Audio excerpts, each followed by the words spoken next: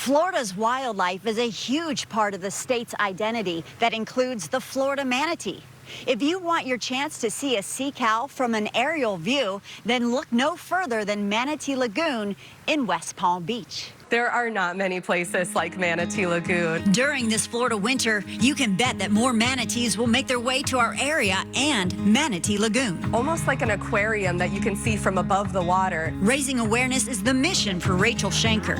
She's the Education and Conservation Manager for the lagoon. We have so many ways to educate the public here at Manatee Lagoon. We've got self-guided exhibits, we've got free daily tours, we do field trips, summer camp group visits, story time for kids, lecture series. I could go on and on. Sea cows love warm water. It's a must for their survival, making West Palm Beach the perfect location. Cold stress is a big thing for manatees. I think they're like a lot of Floridians. We don't like cold water either. They are the original snowbirds, so they migrate down to this warmth every winter, just like our snowbirds from up north do. Most Florida manatees like to stay right here in the Sunshine State. Now, in the summertime, some will venture up to the coastal Carolinas, but in fact, Florida manatees have been found as far north as Massachusetts and as far west as Texas. Average manatee is going to be about 8 to 10 feet long and around 1,000 to 1,200 pounds, so they are very large animals. It's hard for us to measure them here at the lagoon. We have to kind of eyeball it, but they can get up to about 13 feet long and over 3,000 pounds, so they can get very large. Despite their size, these gentle giants don't have a lot of body fat.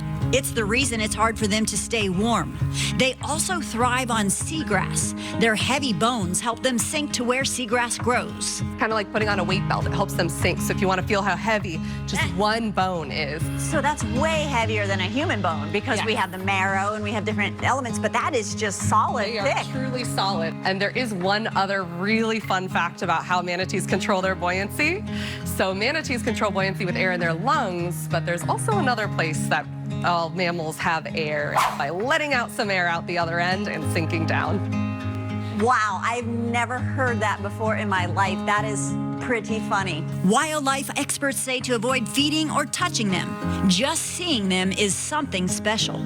First of all, celebrate if you're out there snorkeling and you see a manatee, because how cool is it to witness them in their native environment? Manatees spend their time grazing on aquatic vegetation to keep it from becoming overgrown. They even consume invasive plants, keeping the ecosystem healthy. Look at that manatee.